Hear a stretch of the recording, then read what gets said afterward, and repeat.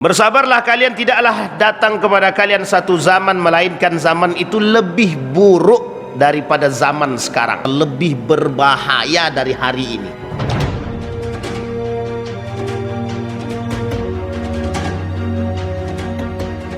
Allahumma salli wa sallim wa barik ala hadzal nabiyil karim. Allahumma salli ala Muhammad wa ala ali Muhammad fil alamin innaka Hamidum Majid. Ya ayuhan nasu attaqu rabbakum alladhi khalaqakum min nafsin wahidah wa khalaqa minha zawjaha wa batha minhuma rijalan katsiran wa nisaa wattaqullaha alladhi tasaaluna bihi wal arham innallaha kana 'alaikum raqiba. Puji syukur kehadirat Allah dengan mengucapkan alhamdulillahirabbil alamin, bersalawat kepada Nabi dengan mengucapkan Allahumma salli ala Muhammad wa ala ali Muhammad fil alamin innaka Hamidum Majid. Bapak Ibu sekalian yang berbahagia, mudah-mudahan di subuh hari ini Allah memberkahi kita semua, insyaallah yang hadir husnul khatimah. Kemudian berdoa kepada Allah untuk kedua orang tua kita, Allah berikan kekuatan, kesehatan, rezeki yang baik, anak-anak yang saleh dan salihah. Kita diberikan rumah tangga yang baik, yang selalu mendekatkan diri kepada Allah, insyaallah husnul khatimah. Dan untuk orang tua yang telah mendahului, Allah tempatkan di tempat terbaik di sisinya, Allah terima amal ibadahnya, Allah kumpulkan kelak bersama orang-orang yang saleh, amin ya rabbal alamin. Bapak Ibu sekalian yang berbahagia, di dalam satu hadis baginda Nabi Muhammad sallallahu alaihi wasallam pernah berkata, dari Zubair bin Adi, dia mengisahkan sebagai mana yang dikatakan oleh baginda Nabi Muhammad sallallahu alaihi wasallam. Ataina Anas bin Malik fakashawna ilaihi ma nalqa minal hajjaj faqala asbiru fa innahu la ya'ti alaikum zamanun illa alladhi ba'dahu syarrun minhu hatta talqaw rabbakum sami'tuhu min nabiyyikum sallallahu alaihi wasallam. Ada satu hadis dari Zubair bin Adi mengisahkan, beliau berkata, datang kepada kami Anas ibn Malik, atau ataina Anas ibn Malik, kami mendatangi Anas ibn Malik. Lantas kami mengadukan kepada Anas ibn Malik ulah seorang pemuda bernama Hajjaj.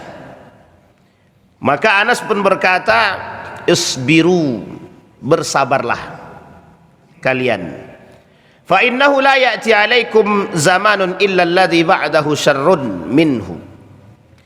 Bersabarlah kalian, tidaklah datang kepada kalian satu zaman melainkan zaman itu lebih buruk daripada zaman sekarang. Dan kondisi ini akan terus berlangsung hingga datangnya hari kiamat dan kalian bertemu dengan Sang Pencipta. Aku mendengarnya dari Nabi Muhammad sallallahu alaihi wasallam. Ya'ti 'alan nasi aw ya'ti 'alaikum zamanun yukhayyar fihi ar-rajul bainal ajzi wal fujur faman adraka dzalika az-zaman falyakhtaril ajza 'alal fujuri. Dari Abu Hurairah, Rasulullah sallallahu alaihi wasallam bersabda, akan datang pada kalian semua suatu zaman yang seorang laki-laki akan dihadapkan pada pilihan antara kondisi ketidakmampuan dan kemaksiatan di mana-mana. Barang siapa yang mendapatkan zaman tersebut, faman adraka zaman, barang siapa yang mendapatkan zaman tersebut, maka hendaknya dia memilih sebagai pihak yang tertekan atau yang lemah daripada harus melakukan tindakan kemaksiatan. Shadaqallah. Di dalam hadis Nabi yang lain, idmanu li sittan min anfusikum admanu lakumul jannah. Kata Nabi, wahai orang-orang manusia, garansikan diri kalian kepadaku 6 perkara, aku akan menjamin kalian masuk surga. Itmanu li sittan min anfusikum admanu lakumul jannah. Saya yakinnya Bapak Ibu, kita semua pasti mau masuk surga. Nah, Nabi mau menjamin kita masuk surga. Ada jaminan, kata Nabi, tapi ada 6 hal yang harus kalian lakukan, kata Nabi. Garansikan 6 hal tersebut. Kalau kalian mau menggaransikan diri kalian dengan 6 tersebut, saya jamin kalian masuk surga, kata Nabi. Yang pertama, kata Nabi, usduqu idza haddastum, jujur dalam berbicara. Yang kedua, wa aufu idza ahadtum, penuhi, jangan pernah ingkar janji. Jadilah orang yang selalu memenuhi janjinya. Kemudian yang ketiga, wa addu idza tumintum, lakukan. Jadilah orang yang amanah dalam setiap pekerjaan yang diamanahi. Jangan menjadi pengkhianat. Kemudian wahfazu furujakum, jaga kemaluan kalian, siapapun, laki-laki maupun perempuan, jaga kemaluan kalian. Ini agak sedikit vulgar, tapi memang begitu bahasanya. Wahfazu furujakum, jaga oleh kalian semua kemaluan kalian. Kemudian waghaddu absarakum, jaga pandangan kalian, jaga pandangan, jaga mata, jaga pandangan, jaga hati. Kemudian wakaffu aidiakum, tahan tanganmu. Tangan harus ditahan. Hadis ini dari Ubadah ibn Samit, seorang sahabat Nabi. Nah, Bapak Ibu sekalian yang berbahagia, subuh hari ini di dalam satu kitab karangan Imam Al-Ghazali, judulnya Asnaful Maghrurin, tertipunya orang atau bahasa lainnya orang-orang, kelompok-kelompok yang tertipu. Oleh Imam Al-Ghazali dibagi 4 orang yang tertipu tadi. 1 orang kafir, yang kedua orang mukmin, yang ketiga ulama yang tertipu, yang keempat orang sufi yang tertipu. Kita bahas nomor 2. Nomor 1, orang kafir yang tertipu. Kalau orang kafir yang tertipu itu, ya memang tertipu karena kekufurannya, karena kekafirannya. Di dalam pembahasan orang kafir yang tertipu ini ada 2 hal pembahasan. Pembahasan pertama, orang kafirnya sendiri yang tertipu. Yang kedua adalah orang muslim bekerja sama dengan orang kafir, fima yusyarikunal kuffar, dan jelas tertipu mereka. Mereka tertipu karena perbuatan mereka yang lebih condong kepada kekufuran mereka, sama seperti orang kafir yang melakukan kekufurannya. Tapi ada unik yang kedua. Yang kedua ini orang mukmin yang tertipu. Orang mukmin tertipu karena apa? Banyak hal, kata Imam Al-Ghazali, orang mukmin tertipu. Satu di antaranya, tertipunya orang mukmin adalah karena tertipu dengan perbuatan mereka sendiri. Faslun fi ghururi asatil mu'minin wa hum yattakiluna ala afwillah wa yuhmiluna al-amal. Kata Imam Al-Ghazali, ada orang-orang mukmin yang tertipu dengan ibadah mereka, seolah-olah ibadah yang mereka lakukan mampu membuat mereka selamat dari azab api neraka. Padahal sesungguhnya belum tentu satu ibadah yang dia lakukan itu bisa menyelamatkan diri dia daripada azab api neraka. Kalau bahasa ini cuma sampai di sini, maka banyak yang tak mau sembahyang. Ternyata sama aja, sholat tak sholat kena azab juga, katanya. Bukan begitu. Cara memahaminya sederhana.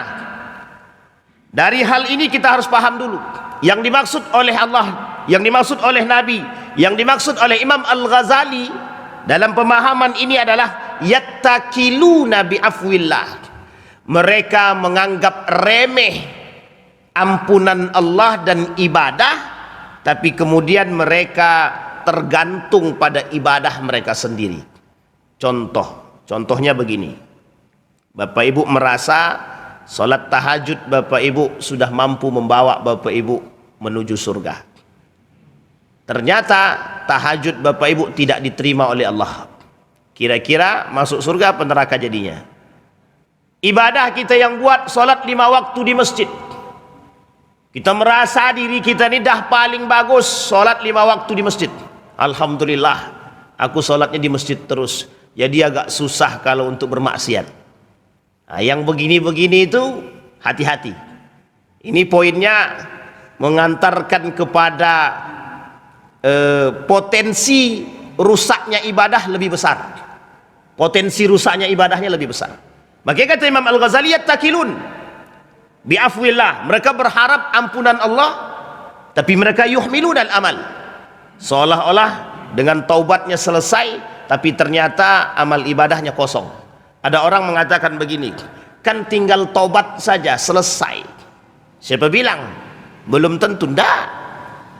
Makanya bahasanya Allah dalam Al-Quran, innal ladzina amanu wa amilus salih, kata Allah, yang beriman dan beramal soleh. Kalau iman saja anda amal soleh, goyang dia, tak imbang. Kalau amal soleh saja tapi tak iman, rusak dia. Makanya istilah bahasa ini sederhana. Ada orang kafir baik dia, amalnya banyak di dunia nih, baik dia, bantu pesantren, bangun masjid, tapi tak punya iman dia. Kira-kira masuk surga apa neraka tuh? Ini kita bicara frontal-frontal aja nih. Ada orang kafir baik dia, sumbang masjid segala macam, ya kayak Thomas Alva Edison, buat lampu, masuk surga apa masuk neraka dia? Itu pandai-pandai lah Bapak Ibu jawab tuh. Ini poin penting untuk dipahami, itu amal soleh, amalnya baik. Kalau tak ada, mungkin bahasa kasar mereka begini, bahasa kasarnya mereka, kalau tidak ada Thomas Alva Edison nggak ada penerangan gitu, bahasa kasarnya begitu. Banyak di sinari itu ilmu, gara-gara lampu ini bisa nampak nih tulisan-tulisan kecil. Maka kata mereka, tidak adil kalau kita mengatakan bahwa Thomas Alva Edison itu masuk ke dalam neraka. Titik.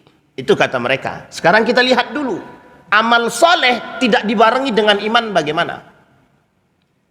Kita lihat dulu. Apakah orang-orang yang berbuat baik ini yakin bahwa Allah itu ada? Apakah orang-orang yang rajin bersedekah itu mereka yakin bahwa Allah itu ada? Kalau dia tak yakin Allah ini ada, bagaimana hitungan amal soleh yang mereka miliki? Bisa dipahami Bapak Ibu. Justru sebaliknya juga berbeda. Ada orang beriman tapi tak melakukan amal soleh. Salatnya rajin 5 waktu di masjid, tapi masih ada perbuatan yang mohon maaf, maksiatnya jalan. Istilah guru saya, mempelajari hukum tapi mengingkari hukum atau melanggar hukum. Belajar agama tapi menyimpang. Menjadi orang yang mengerti agama justru melakukan pelanggaran agama. Ini poinnya Pak di sini. Innal ladzina amanu wa amilus salih. Sesungguhnya orang yang beriman dan amal soleh. Jadi dua ini nggak bisa dipisahkan. Nggak bisa dipisahkan. Ustadz, kami bermaksiat kepada Allah, kami datang kepada Allah, pasti Allah terima taubat kami. Benar, Allah terima taubatnya. Itu kalau tobatnya benar. Tapi kalau tobatnya tidak benar bagaimana? Apa Bapak Ibu yakin, seyakin-yakinnya yang Bapak Ibu lakukan semua ini Allah terima? Yakin Bapak Ibu setiap perbuatan tidak ada riaknya? Yakin Bapak Ibu setiap perbuatan tidak ada syirik kecilnya? Yakin kita setiap perbuatan kita menguntungkan kita dan Allah, tidak merugikan orang lain? Yakin kita dengan setiap perbuatan kita ini sudah menjadikan kita orang yang paling baik di hadapan Allah? Wah, ini bahasanya Zainuddin MZ begitu. Itu sudah lama tuh beliau bicara itu. Nah, ini poin pentingnya di situ. Maka Bapak Ibu sekalian yang berbahagia, ketika kita berbicara pada kondisi di mana merajalelanya kemaksiatan, bahkan orang yang mohon maaf mengaku beriman kepada Allah, seorang pemuda, orang yang hidup ketika itu berhadapan dengan kondisi yang serba dengan kesulitan, merajalelanya kemaksiatan, apa dia kata? Lebih baik kami menjadi orang yang lemah daripada kami harus melakukan kemaksiatan. Kondisi itu ditambah dengan kondisi orang-orang yang mohon maaf berharap kepada Allah, ya Allah, kami sudah melakukan tahajud, kami sudah melakukan sholat duha, kami sholat 5 waktu di masjid. Kasyifatul Qulub Imam Al-Ghazali mengatakan dalam kitabnya itu, tahajudmu, duhamu justru menghambat dirimu masuk ke dalam surgamu jika amal solehmu tak ada. Bayangkan, sebegitunya manusia. Nah, siapa yang tertipu dengan orang mukmin yang tertipu tadi yang seperti apa? Mereka tertipu dengan ibadah yang mereka lakukan. Nah, ini selalu banyak dilakukan oleh siapa? Orang-orang yang berangkat umroh. Ini kalau mau lihatnya orang-orang berangkat umroh paling banyak nih. Kami ke sini mau ibadah, sehingga sosial kemanusiaannya tak ditinjaunya. Seolah-olah dia datang ke Masjidil Haram, dia datang ke Madinatul Munawwarah, Masjidil Nabawi, dia salat, dapat 1000 rakaat, dapat 100.000 rakaat, derajatnya tinggi dibandingkan dengan masjid-masjid di Indonesia. Seolah pahala itu sudah paling tinggi untuk dia dapatkan. Mumpung kami di sini, Ustaz. Benar, tidak salah. Tapi ketika dia sedang berjalan ingin ke masjid, malaikat tulis kebaikan di sisi Allah. Tapi tak sengaja ada orang tak mampu, sedang kesusahan dalam mendorong rodanya, kita justru diam tak membantunya, maka 100.000mu terputus karena amal solehmu tak ada. Tidak bisa. Satu kamar, yang satu sakit, yang tiganya sehat. Ustadz, kalau kami harus mengurus yang sakit ini, di mana letak waktu kami ibadah di masjid lagi? Mohon maaf ya, ini kejadian banyak nih di travel-travel begini nih. Perlu bagi travel untuk mengatakan kepada jamaah-jamaah yang berangkat umrah ini, hablum minan nas, penyempurna ibadah hablum minallahmu. Tak akan sempurna ibadah hablum minallah kalau tak ada hablum minan nas. Dan begitu juga sebaliknya. Maka Bapak Ibu sekalian yang berbahagia, kondisi kita hari ini sedang tidak baik-baik saja. Maka apa yang harus dilakukan oleh seorang mukmin? Mengimbangi kedua perbuatan tersebut. Mengimbangi. Ketika yang dilakukan oleh Anas bin Malik menyampaikan kepada para sahabat ketika itu, isbiru, bersabarlah, fa innahu la ya'ti alaikum zamanun illa ba'dahu syar, akan ada masa yang lebih berat dari apa yang kita alami hari ini jika kita tak memiliki dua karakter tadi. Jika kita tidak melakukan dua hal tersebut, harus mengimbangi hablum minallah dan hablum minan nas. Bapak Ibu, orang hari ini cari musuh bukan cari saudara. Orang hari ini itu cari lawan bukan cari kawan. Uniknya lagi, ada orang yang ingin mendamaikan justru dijadikan musuh. Ada orang yang ingin memberikan kebaikan justru dijadikan lawan. Ada orang yang ingin mendamaikan, mempersatukan justru dipecahkan, justru dihadang. Ada orang yang berbuat baik justru dicaci dan dihina. Ini kondisi yang tidak sesuai dengan apa yang diinginkan. Begitulah dunia. Maka jangan tertipu. Justru kadang-kadang ada orang yang mengatakan bahwa maaf, aku tak level dengan orang-orang yang tak mau sholat ke masjid. Hati-hati Bapak Ibu dengan ungkapan-ungkapan seperti itu. Justru bagi Imam Al-Ghazali, orang yang merasa diri dia paling kuat ibadahnya, dialah orang yang mudah terpeleset ke dalam neraka. Hati-hati. Sekarang saya tidak mau membahas kasus sebenarnya, karena memang kondisi kita ini serba dengan kasus. Cuma ada yang unik yang ingin saya angkat. Satu hal saja. Mengapa kasusnya itu yang diangkat, yang diramaikan, yang diviralkan itu adalah identitas agama. Seolah-olah orang beragama itu rusak. Bisa dipahami Bapak Ibu ya? Sehingga kata orang liberal begini, kata orang liberal itu, itulah sok-sok alim, ternyata pelaku pencabulan. Ini bahasa yang muncul sekarang. Bapak Ibu lihat dampak dari pemikiran ini, orang tua takut masukkan anak ke pesantren. Orang tua takut masukkan anak ke pendidikan yang sifatnya boarding school. Coba bayangkan.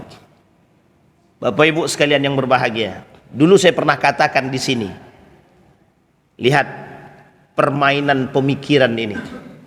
Dampak satu berita memberikan tekanan yang besar terhadap orang tua. Kekhawatiran yang tinggi membuat mereka takut untuk memasukkan anaknya kepada sekolah-sekolah yang berbasis Islam, agama. Cara untuk menghilangkan nilai-nilai dari diri anak-anak dan generasi sekarang melalui pola pikir, menggeser sedikit demi sedikit nilai, rusak kita semua. Bisa Bapak Ibu lihat ya, pergeseran nilai itu membuat orang-orang khawatir dengan kehidupan setelahnya. Ustadz, kemana anak kami sekolah Ustadz? Sekolah umum hancur, rusak dia Ustadz. Masuk pesantren makin rusak dia Ustadz. Di mana kami sekolahkan anak kami Ustadz? Muncul dalam benak orang tua, oh ya udah Ustadz, homeschooling aja. Setelah homeschooling ternyata, Ustadz bagaimana nih Ustadz? Setelah homeschooling ternyata lebih parah lagi, anak kami tak berbaur. Dia cuma di rumah saja. Parah lagi. Bingung lagi orang tuanya. Mana yang baik sekarang? Bingung semua. Jadi Bapak Ibu, kondisi kita nih seperti itu. Beberapa akhir ini beritanya seperti itu semua. Yang ingin saya coba angkat kepada Bapak Ibu, cerdas. Bapak Ibu harus cerdas. Harus cerdas. Apa maksudnya cerdas di sini? Pandai-pandailah memilah dan memilih. Jangan mengeneralisir segala sesuatu yang sifatnya tidak general. Kalau yang satu salah, belum tentu yang 9 ini salah. Kalau yang 9 salah, belum tentu yang satu salah. Kita perlu cerdas. Perlu cerdas. Melihat segala sesuatu yang terjadi dengan iman dan ilmu, bukan dengan nafsu. Bukan karena hasil provokasi dan provokator, tapi perlu ada pertimbangan yang matang, yang baik, sehingga kita perlu melihat apa yang sebenarnya terjadi. Bapak Ibu, ini memang masanya, kata Nabi. Akan datang satu masa lebih berbahaya dari hari ini. Lebih berbahaya, kata Nabi pada saat itu. Ya'ti ba'dahu syarrun, lebih berbahaya, lebih kacau, lebih jahat lagi, lebih rusak lagi, kata Nabi. Maka apa yang dibutuhkan ketika itu? Manusia yang punya 2 hal. Satu, dia beriman, yang kedua beramal soleh. Maka hari ini Bapak Ibu, berimanlah dan beramal solehlah yang menyelamatkan kita.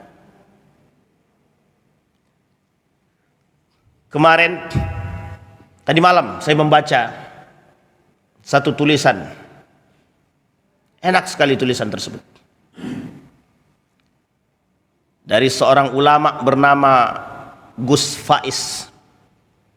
Ini kalau Bapak Ibu suka nonton televisi, saya lupa beliau di media apa, tapi beliau sering muncul. Apa kata Gus Faiz itu? Ada seorang penjual makanan kalau saya tak salah. Satu ketika bertemu dengan beliau, beliau kata, berapa laku jualan Bapak hari ini? Alhamdulillah jualan saya hari ini cuma 3 Ustadz akunya. Tapi Ustadz, kemarin jualan saya laku habis, diborong orang. Keluar setengah jam habis. Hari ini dari pagi saya keluar sampai sore, cuma 3 yang laku. Cuma 3 yang laku. Kemudian dia bilang begini sama Gus Faiz tersebut. Saya berpikir, Ustaz, apa sebenarnya ini? Kok saya selalu merasakan kejadian seperti ini? Kadang-kadang setengah jam habis jualan. Hari ini dari pagi sampai sore cuma 3 yang laku. Terkadang hari-hari yang lain juga begitu. Kadang saya berpikir, Ustaz, rezeki itu bukan terletak pada tangan dan kaki gitu. Tapi rezeki itu terletak pada keyakinan gitu. Pada saat orang ini memborong semua makanan saya, Ustaz, saya ketika itu berpikir saya butuh duit. Tapi ternyata yang membeli karena kasihan. Tapi hari ini saya sadar, Ustaz, mengapa orang hari ini cuma laku 3? Ternyata orang itu hari ini dia membeli karena hajat dan keinginannya, bukan karena kasihan. Apa kata dia? Ketika orang itu membeli dengan kasihan, Ustaz, saya rasa harga diri saya hilang. Tapi hari ini karena mereka membeli karena keinginan, aku punya harga diri, Ustaz. Kenapa kok kaitannya sampai ke situ, kata beliau? Karena Ustaz, waktu mereka membeli menghabiskan makanan saya, ternyata mereka kasihan sama saya, Ustaz. Kasihan karena apa? Karena aku tak mampu. Tapi kemudian dia jawab, hari ini Ustaz, aku bahagia, kehormatanku, harga diriku. Kenapa? Mereka membeli dan kemudian itu karena keinginan mereka, yang mereka suka, mereka beli. Ketika aku mengambil duit tersebut, Ustaz, katanya, aku sangat bangga ketika mengambil uang tersebut. Mereka membeli bukan karena kasihan. Bisa dipahami kalimat ini ya? Perbedaan antara dua tadi bisa dipahami, Bapak Ibu. Apa kata beliau kalimat terakhirnya? Jangan pernah menjual kelemahan kita untuk mendapatkan simpati manusia. Tapi jadilah manusia yang memberikan manfaat kepada orang lain sehingga kekuranganmu tertutupi. Pak, ini dalam, Pak. Dalam betul. Kita perhatikan manusia hari ini. Manusia hari ini itu apa? Ini kita kasih contoh. Saya tidak sedang dalam keadaan mengkritik siapapun. Tapi bayangkan, perhatikan baik-baik. Hari ini banyak orang jualan, bang, tolong bang, jualan kami ini untuk makan. Mengemis, Pak. Jualan tapi ngemis. Bahkan banyak orang hari ini dengan kemiskinan dan ketidakmampuan dia justru menjual kelemahannya untuk mendapatkan perhatian, simpati. Hati-hati, yang seharusnya bernilai pahala menjadi tidak bernilai. Ini yang disebut dengan ketertipuan. Ini yang disebut dengan maghrur, orang yang tertipu. Seolah-olah dia anggap apa yang dia lakukan itu benar, tapi ternyata salah. Merendahkan diri di hadapan manusia tanpa melihat kekuasaan Allah, salah. Merasa diri paling hebat karena merasa memiliki ibadah yang kuat, tapi lupa bahwa Allah mengatakan harus tawadu, salah. Ini poin penting, Pak. Ini nilai ini berat. Yang begini-begini ini berat. Ditambah dengan kondisi zaman yang serba seperti ini hari ini. Jadi tidak mudah, Bapak Ibu. Maka wajar ketika Imam Al-Ghazali mengatakan tertipunya orang beriman itu karena mereka menganggap apa yang mereka buat sudah pasti Allah terima. Ketika mereka sholat, ibadah dan lain sebagainya, mereka tahajud, mereka duha, tak salah Pak, bagus, memang harus begitu. Tapi perhatikan baik-baik. Ketika Allah mengatakan amanu wa amilus saleh, dua ini tak bisa. Bapak Ibu tidak bisa menutupi dua hal tersebut, harus mengimbangi kedua-duanya. Ketika Bapak Ibu beribadah, yakinlah kepada Allah bahwa ibadah kita ini diterima oleh Allah. Tapi ingat, ketika Bapak Ibu melakukan amal saleh, yakinlah kepada Allah bahwa amal soleh kita nih diterima oleh Allah. Bapak Ibu, kalau kita melakukan amal soleh tapi kita tak yakin diterima oleh Allah, ini susah. Cuma jangan berbuat seperti orang yang melakukan amal soleh, beriman. Tidak perlu aku banyak-banyak sholat, yang penting dengan manusia aku baik. Justru sebaliknya, Pak. Kalau aku sudah tahajud, sudah dipandang sebagai orang alim, orang soleh. Tertulis di jidatnya di sini, min atharis sujud. Mohon maaf Pak, kita belak-belakan saja. Jangan Bapak Ibu anggap asar sujud ini, karena Bapak Ibu rajin tahajud dan salatnya dan bersujud, Bapak Ibu menganggap diri Bapak Ibu sudah layak untuk masuk ke dalam surga. Orang yang merasa begini, kata Imam Ibnul Qayyim Al-Jauziyah, justru sesungguhnya mereka yang paling mudah tergelincir dalam neraka. Na'udzubillahi tsumma na'udzubillah. Bisa dipahami Bapak Ibu ya? Kok serem banget tuh Ustaz? Seolah-olah kami salah terus kalau ibadah. Tidak. Bapak Ibu kan sudah belajar beberapa waktu yang lalu bersama Ustadz Fajriansah dalam ilmu kesufian, tasawuf, hikmah. Itu pentingnya di situ. Yauma yafirrul mar'u min akhihi wa ummihi wa abihi wa sahibatihi wa banihi. Kata Allah, Anda saat itu tidak bisa menjadi pahlawan bagi siapapun, karena Anda sendiri tidak sanggup menjadi pahlawan bagi diri Anda sendiri. Tak sanggup. Kita ambil contoh. Bagaimana seorang yang mengerti agama bisa menyimpang dari agama? Bagaimana agama dia yang dia miliki mampu menyelamatkan dia? Tak mampu. Justru orang yang mengerti agama itu tak mampu menyelamatkan diri dia dari rusaknya agama itu sendiri. Itu baru di dunia Pak, baru di dunia. Bagaimana kalau di akhirat? Disitulah Allah katakan yauma yafirul mar'u min akhi. Jangankan orang lain, jangankan saudara, jangankan ibu kandung, jangankan ayah kandung, dirimu sendiri tak mampu menyelamatkan dirimu dengan ibadah yang kau miliki, kata Allah. Berat Pak, berat. Maka Allah buatlah keseimbangan, equilibrium. Bapak Ibu harus rajin ibadah, Bapak Ibu juga harus rajin beramal soleh. Jadi imbang dua-duanya. Itu kata Imam Al-Ghazali. Kemudian selanjutnya faslun fi man ightarra bi hasanatihi. Ini lebih parah lagi. Apa kata Imam Al-Ghazali?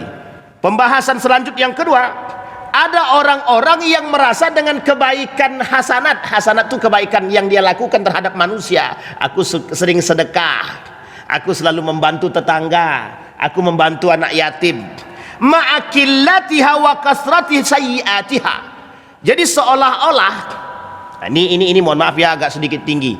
Seolah-olah kita merasa, aku kan sudah sedekah, aku kan sudah bantu orang itu. Saya yakin Allah itu pasti memberikan pahala yang baik bagi diriku. Di sini kalimatnya Pak, kata Imam Al-Ghazali, ada orang merasa keburukan yang dia buat tertutupi oleh kebaikan yang selama ini sudah dia buat. Hati-hati, kata Imam Al-Ghazali, jangan merasa segala sesuatu yang kita buat itu, jangan merasa segala sesuatu yang kita buat itu bisa menghapus yang lain. Tapi jangan juga merasa bahwa perbuatan yang kita buat, sedikit yang salah, sedikit dosa yang kita buat itu bisa tertutupi oleh kebaikan yang kita buat. Ini kalimatnya agak sedikit sulit untuk dibedakan. Artinya begini, Bapak Ibu punya amal soleh, suka sedekah, jangan merasa sedekah Bapak Ibu itu mampu menutupi dosa Bapak Ibu. Tapi jangan salah juga, jangan Bapak Ibu merasa bahwa dosa yang sedikit ini, Bapak Ibu cuma lakukan dosanya sedikit, kecil saja. oleh Imam Al-Ghazali, dosa yang kecil sedikit ini bahasa kasarnya jangan remehkan, jangan remehkan. Meskipun dia kecil, tapi tidak bisa diremehkan. Makanya kata Ibnul Qayyim Al-Jauziyah, jangan sampai meremehkan dosa yang sedikit.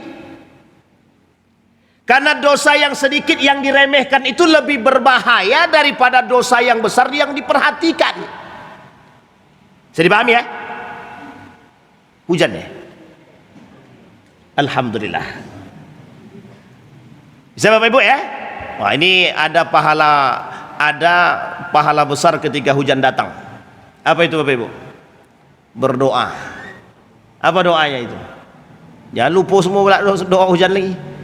Lah rajin mengaji tapi doa apa hujan? Apa Bang doanya Bang? Oh, alhamdulillah, selamat Abang tuh Bang. Nah, enggak bercanda aja, bercanda. Kembali kepada poin tadi Bapak Ibu. Kemudian kata Imam Al-Ghazali, ketika orang itu kaffatun hasanatuhu tarji akthar min kaffatis sayyiatihi wa hadha ghayatul jahli. Ketika seseorang merasa kesempurnaan kebaikannya mampu menghapus semua keburukan-keburukan dia, kata Imam Al-Ghazali, ghayatul jahli, tujuan yang bodoh, kata dia. Tak salah ketika ada orang berharap, nih sebenarnya tak salah ketika ada orang berharap, aku melakukan amal soleh ini, aku berharap dosaku dihapus. Yaitu sebenarnya bahasa kita. Bahasa kita. Tapi kalau kita rujuk kepada pemahaman Imam Al-Ghazali tadi, Imam Al-Ghazali ingin mengatakan kepada kita, hati-hati, hati-hati. Makanya hati-hati di sini apa sebenarnya? Jangan cepat-cepat merasa bahwa amal soleh kita itu mampu menghapus. Maksudnya sebenarnya kata Imam Al-Ghazali, maksudnya begini, belum tentu amal soleh yang kita anggap kita lakukan itu diterima oleh Allah. Justru sebaliknya. Pertanyaannya, kalau amal soleh tidak diterima, kira-kira bisa nggak menghapus yang tadi? Kita kasih contoh begini. Bapak Ibu pernah dengar kalimat begini ya, berbohong demi kebaikan itu boleh. Pernah dengar ya? Nah, sekarang kita kasih, kita jelaskan, kita luruskan. Tidak ada istilah berbohong demi kebaikan itu boleh. Artinya Allah tidak, jadi gini, Allah tidak mungkin ketika memberikan sesuatu yang salah membenarkan yang salah, itu tidak mungkin. Itu bertolak belakang, kontradiktif itu Pak, kontradiktif. Maksudnya begini kata Nabi ya, dalam pemahaman para ulama itu, berbohong demi kebaikan itu, kalau dia berbohong salah apa tak salah? Salah. Berdosa apa tidak? Berdosa. Apapun bohongnya dosa. Apapun bohong dosa. Pertanyaannya adalah, ada kebaikan yang dia lakukan. Kebaikan yang dilakukan berpahala apa tidak? Berpahala apa tidak? Baik, sekarang kita hitung. Ini pakai logika akal begitu, matematikanya begitu. Kalaulah kebaikan itu, kita rujuk kepada hadis Nabi. Setiap satu kebaikan itu mengalami, kalau tidak 2 pahala, dia 10 pahala. Oke? Kalau kejahatan, 1 kali kejahatan dia lakukan bernilai 1 keburukan. Maka andai kata nilai kebaikan itu 2, sementara nilai kebohongan itu atau dusta itu adalah 1, maka 2 ini bisa dikurangi 1. Tinggal berapa? Artinya kebohongan ini bisa ditutupi oleh kebaikan ini secara matematis. Bisa dipahami? Apalagi kalau nilai kebaikan itu bernilai 10. Maka dikatakan di sini, kalau nilai kebaikannya 10, nilai bohong ini 1, maka 10 ini mengurangi 1. Artinya yang 1 ini tertutupi oleh 10 ini. Bisa dipahami? Pertanyaannya, Bapak yakin kebaikan yang dilakukan bernilai 10 ini diterima oleh Allah? Itu poinnya kata Imam Al-Ghazali di situ. Paham ya? Ini poin Imam Al-Ghazali tadi. Tapi kalau pernyataan yang tadi kita sampaikan, boleh berbohong demi kebaikan tadi, ini sebenarnya bahasa seolah-olah mengatakan bohong itu boleh. Padahal tidak, bohong itu tetap dosa. Artinya ketika seseorang, misalkan seorang suami berdusta, berbohong terhadap istrinya karena makanannya asin, dia katakan itu tidak asin, kan bohong. Tapi mudaratnya kalau dikatakan itu asin, bisa cerai pak. Itu poinnya. Maka sang suami mengatakan, alhamdulillah, enak sangat. Tapi muka berubah. Enak. Kebohongan dia berdosa. Cuma untuk menjaga kerukunan rumah tangga yang dikhawatirkan ternyata istrinya emosional tingkat tinggi, temperamen, cepat marah, cepat mengambil keputusan yang nggak benar. Ini bermasalah pak, bisa rusak rumah tangga. Maka ketika beliau mengambil kebijakan tersebut, ini poin pentingnya di situ. Di sini pak poin pentingnya, bukan berarti bohong itu boleh, salah itu. Masih ingat cerita ya, seorang pemuda lari di hadapan Nabi. Seorang pemuda lari di hadapan Nabi. Ketika lari ternyata dikejar oleh orang panglima Quraisy, tentara Quraisy. Lewat depan Nabi, Nabi sedang bersandar di depan pohon kurma. Datang tentara Quraisy tanya, ada lihat pemuda lewat di sini enggak? Nabi yang tadinya bersandar duduk begini, berdiri. Kata Nabi, semenjak aku berdiri aku tak ada lihat. Ini tak boleh bapak-bapak lakukan kepada istri, tak boleh nih, bahaya nih. Ini masalah pak, masalah. Ibu-ibu hati-hati, tengok-tengok aja gelagat-gelagat suaminya itu bu, penting. Tapi yang dilakukan Nabi menyelamatkan apa? Nyawa. Nggak bohong, tapi memang nggak bohong juga. Cuma ada strategi berbohong yang baik gitu loh. Tapi kan tetap salah kalau seandainya kita berbohong. Itu bedanya kita pak. Bisa dipahami Bapak Ibu. Jadi ada kondisi tertentu yang kebohongan itu yang dilakukan itu bertujuan untuk membangun satu kebaikan yang diyakini kebaikan tersebut bisa menutupi dosa daripada kebohongan tersebut. Inilah istilah maslahat itu lebih penting daripada mudarat. Kemaslahatan, kebaikan itu lebih diutamakan ketimbang kerusakan Pak. Itu kaidah fikihnya begitu.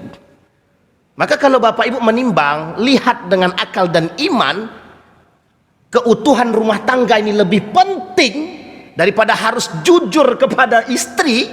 Nih kalau aku jujur tadi aku duduk dengan perempuan, kacau rumah tangga aku nih gitu. Tapi Bapak Ibu jangan buat lagi besok, sekali itu saja. Nah, ini masalahnya di situ Pak. Abang tadi duduk sama siapa di kantor? Oh enggak ada, alhamdulillah enggak ada perempuan yang datang. Dia tahu istrinya cemburunya minta ampun gitu loh. Asal nampak aja dengan suaminya dengan perempuan lain kan kacau itu, bisa berabe kata gitu. Padahal belum tentu ngapa-ngapain kan. Tapi karena dia khawatir, takut bahwa istrinya ini sangat cemburu, temperamen dan lain sebagainya. Ini kasus Pak. Ada beberapa waktu yang lalu datang bapak-bapak, Ustadz, istriku minta cerai kata dia. Saya bilang, ada calon yang lain. Saya bilang, ngamuk bapak langsung. Bukan begitu Ustaz. Oh iya, dia cerita bahwa dia, ya memang ada perempuan datang ke kantornya. Datang ke kantor, kemudian istrinya ini pencemburu betul. Sehingga heboh Pak. Ini kasus ini banyak saya temukan beberapa waktu yang lalu. Sehingga kata dia, apa yang harus saya lakukan Ustaz? Apakah saya harus jujur kepada istri saya bahwa aku bertemu dengan perempuan? Dan ini bukan urusan apapun Ustaz, ini cuma urusan pekerjaan, gak ada yang lain gitu. Ada saksi di situ, saya bilang, ada Ustaz, ada karyawan saya. Nah, ini masalah Pak, masalah nih Bapak Ibu. Karena perempuan yang pencemburu buta ini bahaya juga. Bapak Ibu tahu cerita Aisyah, itu sampai Nabi katakan itu Pak, saking cemburunya. Aisyah tuh pencemburu Pak, boleh dicek dalam sejarah, 8 kali lebih ketika ada cemburu itu sama Nabi itu. Sempat Nabi, ada satu kali, beberapa kali Nabi marah itu sama Siti Aisyah itu. Marah dalam arti kata Nabi ingin kasih pelajaran. Satu ketika datang perempuan 2 orang, kawannya Siti Khadijah. Kawan Siti, satu adik Siti Khadijah, yang kedua kawannya. Datang ke rumah Nabi berkunjung, ada Aisyah di situ, Pak. Kata Nabi kepada Aisyah, tolong sediakan makanan yang enak untuk mereka. Disediain Pak, tapi mukanya masam. Bapak Ibu bisa bayangkan kan, muka masam. Disediain tuh sama Aisyah Pak, muka masam. Makan selesai makan, dibersihin Pak. Ini orang pulang nih, 2 nih, perempuan ini pulang. Dibawa sama Aisyah Pak. Tapi Nabi tahu bahwa Aisyah ini cemburu, tahu Nabi. Cemburu Nabi. Setelah dibawa ke belakang, jatuhlah Pak. Entah sengaja dijatuhkan atau memang jatuh pecah nih tangan Nabi, dibantu sama Nabi. Apa kata Aisyah? Siapa perempuan tadi? Dijawab sama Nabi, adiknya Khadijah, kawannya Khadijah. Masih diingat juga perempuan itu. Apa kurang cantik aku nih, kata Siti Aisyah begitu. Itu bahasanya, Pak. Saya tanya ibu-ibu, pernah nggak begitu sama suami? Jujur aja. Sampai sebegitunya, Pak. Apa kata Siti Aisyah? Mohon maaf, Pak ya. Apa kata Siti Aisyah? Apa kurang cantik aku nih, kata. Masih muda. Yang itu sudah meninggal loh, sudah mati, nggak perlu diingat lagi. Tahu Bapak Ibu, tersinggung Nabi di situ? Tersinggung, Pak. Apa jawaban Nabi? Jawaban Nabi itu membuat Siti Aisyah sakitnya sampai di sini. Apa kata Nabi? Tidak ada satupun perempuan yang bisa memberikan keturunan kepadaku selain daripada Siti Khadijah. Cukup segitu bahasanya. Siti Aisyah langsung tunduk, Pak, lemes, Pak. Karena Siti Aisyah tidak bisa memberikan keturunan. Siapa di antara istri Nabi yang bisa memberikan keturunan selain dari Khadijah? Selain dari Khadijah, siapa yang memberikan keturunan kepada Nabi? Siapa? Maria. Maria itu budak perempuan dari Mesir yang diberikan oleh Raja Mesir kepada Nabi dalam bentuk hadiah. Siapa nama anaknya? Ibrahim. Selain daripada itu, tidak ada, satu pun tidak ada selain daripada Khadijah. Bayangkan, Pak, Siti Aisyah itu kalau cemburu, dia nggak mau sendirian. Nggak mau sendirian, Pak. Ketika Nabi berada di rumah di rumah Maria itu, ketika Nabi berada di rumah Maria, disediain oleh Maryam itu makanan roti canai begitulah. Kemudian ada manisan-manisannya dari kurma segala macam. Apa kata Siti Aisyah kepada Hafsah? Ini sama-sama muda, dua orang ini sama-sama muda nih, Pak. Sama-sama muda. Apa kata Siti Aisyah kepada kepada Hafsah? Tuh, tengok. Suami kita di situ tuh, oh, disediain makanan, manisan gitu. Jadi dia menghasut nih Siti Hafsah untuk sama-sama cemburu gitu. Pulang Nabi dari situ, Pak, masuk rumah Hafsah, makanannya sama. Masuk ke rumah Aisyah, makanannya sama. Nabi bilang, oh, tadi berarti orang ini ngintip nih, kata Nabi. Bener, Pak, ditanya sama Nabi, dijawab sama Nabi. Nggak usah cemburu buta, nggak usah cemburu, kata Nabi. Setiap kalian kan punya bagian masing-masing, kata. Pernah dengar cerita itu ya, Bapak Ibu ya? Itu cemburu buta dia. Itu terjadi, Pak, baru-baru ini, Pak, baru-baru ini. Ada seorang ustadz cerita begitu. Dia bilang, bahaya, Pak, cuma karena seorang ibu ini membantu suaminya absen masuk sekolah karena HP suaminya ini rusak. Heboh, Pak, sampai harus keluar dari pondok, Pak. Bayangkan, begitulah cemburu buta itu berdampak negatif. Maka hati-hati betul, Pak. Sampai mana lah tadi kita nih ya? Nah, intinya cemburu. Kalau sampai cemburu itu kan kepanjangan untuk ceritanya sampai mana gitu. Bisa dipahami Bapak Ibu ya. Nah, jadi ibu-ibu tolong, ini penting. Berbohong tadi ya, berbohong. Nah, jadi ada pentingnya kadang-kadang, bukan pentingnya, ada momen ketika seorang laki-laki menjaga keutuhan rumah tangga itu harus melakukan itu. Tapi ingat, jangan keseringan. Kalau keseringan itu berarti sengaja. Wah, aku nanti ketemulah sama si fulan, nanti nggak usah aku kasih tahu. Itu kalau keseringan mesti ketahuan nantinya, Pak. Sepandai-pandainya tupai melompat, jatuh juga pasti itu. Ternyata istrinya lebih intel daripada intel itu sendiri. Jadi kan itu bahaya. Baik. Jadi kembali kepada poin tadi, Pak. Nah, jangan kita merasa kebaikan yang kita lakukan itu bisa menutupi perbuatan buruk kita. Dan kita jangan merasa perbuatan yang buruk sedikit yang kita lakukan itu diremehkan. Jangan perbuatan yang buruk itu diremehkan. Karena yang buruk diremehkan itu lebih berbahaya daripada yang besar yang diperhatikan. Kita punya dosa besar, kita perhatikan, Pak, bertobat kita dari dosa besar. Sementara dosa kecilnya kita tidak bertobat dari situ. Itu lebih berbahaya, kata Imam Al-Ghazali, kata Ibnu Qayyim Al-Jauziyah, dosa yang kecil yang dibiarkan itu lebih berbahaya daripada dosa yang besar yang diperhatikan. Berat apa tidak berat itu? Baik. Kemudian yang ketiga, faslun fi ghururi man yadhunnu anna ta'atahu aktsar min ma'asihi. Barusan kita jawab juga, sama pembahasannya. Apa kata Imam Al-Ghazali? Ada seorang mukmin, tertipunya seorang mukmin dengan ibadah dia tadi, merasa ketaatan dia kepada Allah itu lebih banyak daripada maksiatnya. Intinya sebenarnya sederhana nih, kalau mau saya kasih tahu intinya, biar cepat kita potong atas. Intinya Bapak Ibu kalau beribadah jangan merasa ibadah yang Bapak Ibu lakukan itu baik, lebih dari segalanya. Apalagi kalau Bapak Ibu itu merasa ibadah Bapak Ibu lebih baik daripada orang lain. Oke Bapak Ibu ya, ibadah Bapak Ibu merasa lebih baik daripada orang. Mohon maaf. Pernah enggak Bapak Ibu mengatakan dalam hati saja, lebih baik aku sholat di masjid tiap hari, ini si fulan ini nggak ke masjid, bagaimana dia masuk surganya besok tuh? Yang begini tolong ditahan. Nggak usah mengomentari ibadah seseorang. Kalau mau aja, tak usah komentari. Tengok aku nih, setiap hari ke masjid, harusnya kita tuh begitu. Jadi seolah-olah dia Superman, seolah-olah dia pahlawan, seolah-olah dia hebat dia. Imam Ghazali itu cuma ingin mengatakan hati-hati dengan hatimu. Ingat ya Bapak Ibu ya, hati-hati dengan hatimu. Ibadah yang dilakukan saja bisa menggelincirkan orang, apalagi maksiat. Itu loh maksudnya. Ibadah yang kita lakukan bisa menggelincirkan kita, apalagi maksiat. Kita ambil contoh.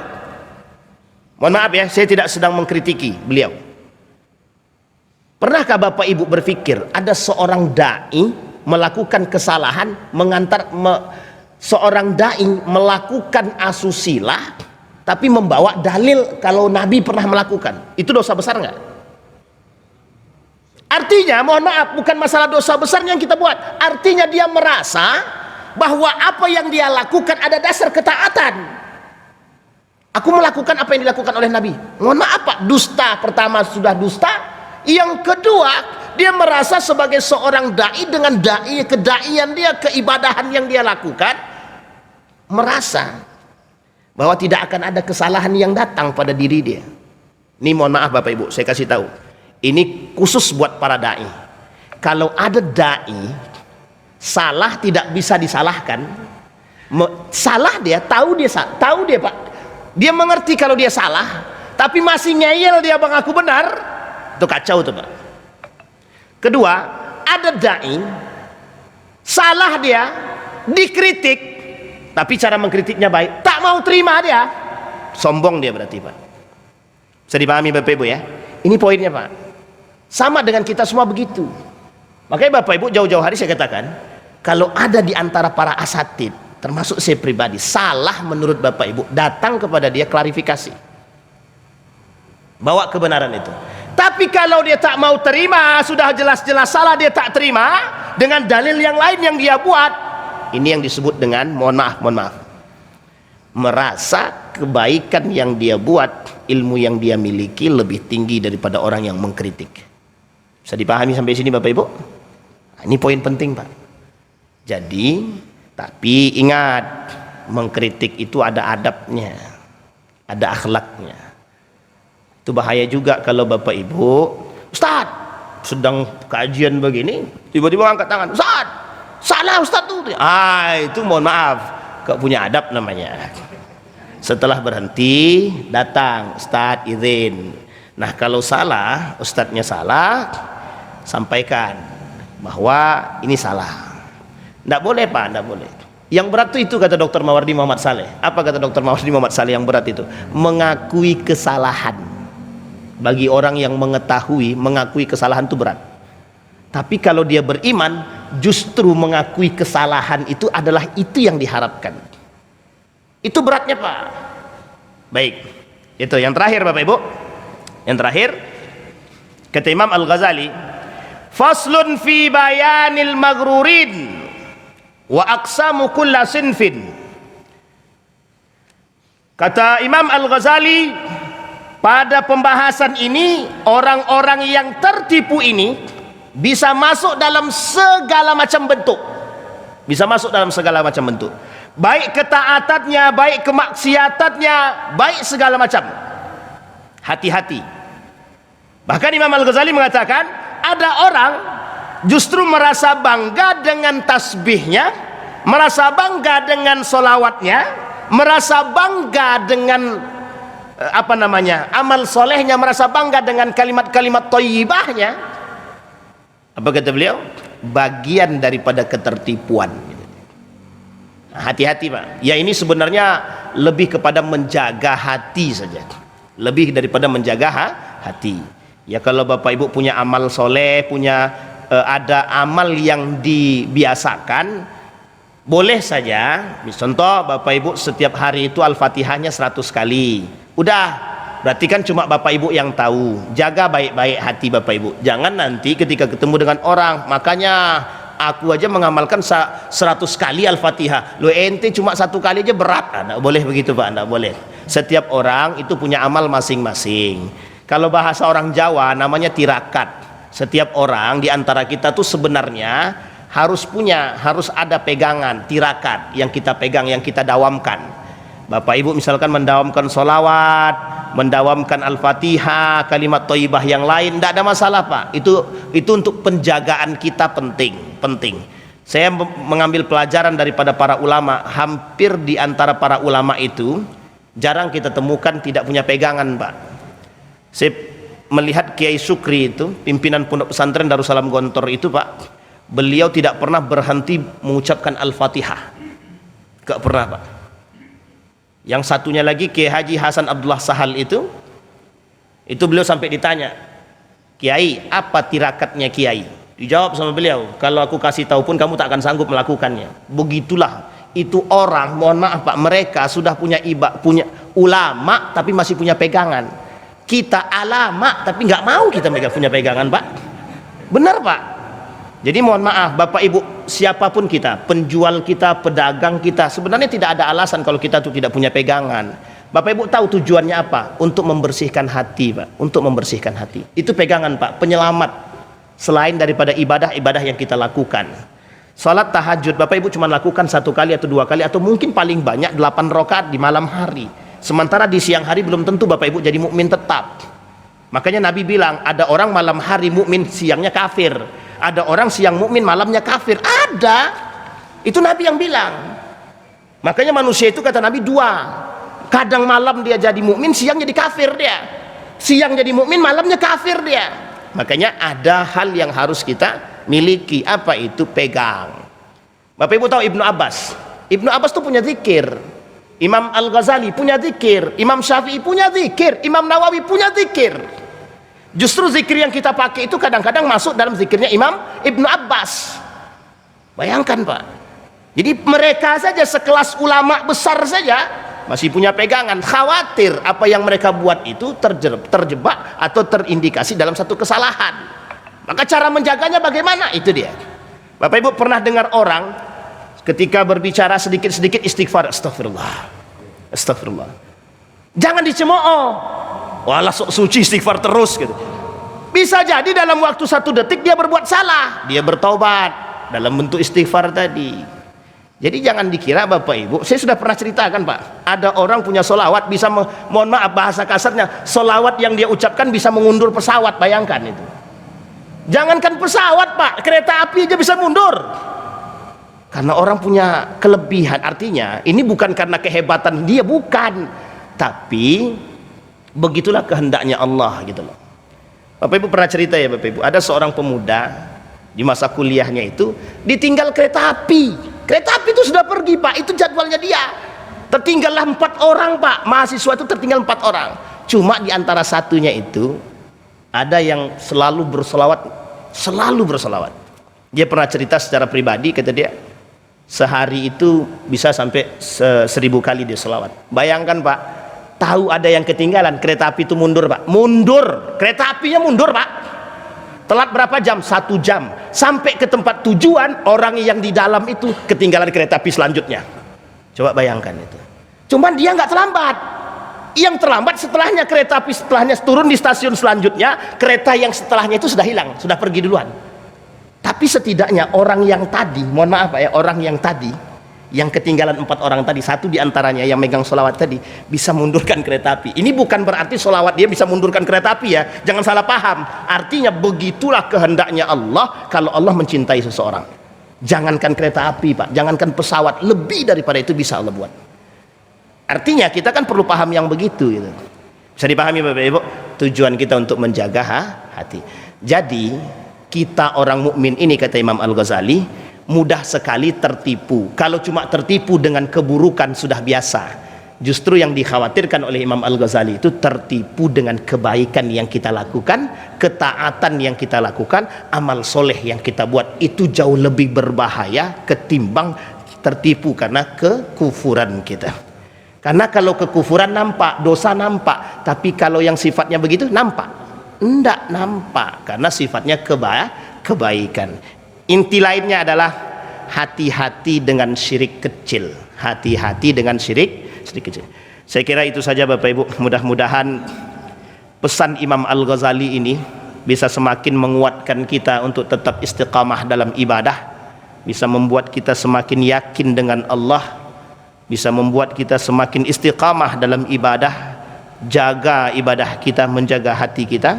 A'udzubillahi minasyaitonirrajim. Bismillahirrahmanirrahim. Hamdas syakirin, hamdan na'imin, hamdan yuwafi ni'amahu wa yukafi'u mazidah. Ya Rabbana lakal hamdu kama yanbaghi li jalali wajhikal karim wa azimi sultanik. Allahumma faqihna fid din wa alimna ta'wil. Allahumma ansur man nasara ad-din wa khudhul man khadala al-muslimin. Allahumma arinal haqqa haqqa warzuqna ittiba'ah wa arinal batila batila warzuqna ijtinabah. Allahumma anfa'na bima 'allamtana warzuqna 'uluman tanfa'una fid dini wad dunya wal akhirah. Allahumma arinal haqqa haqqa warzuqna ittiba'ah wa arinal batila batila warzuqna ijtinabah. Rabbana zalamna anfusana wa in lam taghfir lana wa tarhamna lanakunanna minal khasirin. Rabbana atina fid dunya hasanah wa fil akhirati hasanah wa qina adzabannar. Walhamdulillahi rabbil alamin. Assalamualaikum warahmatullahi wabarakatuh.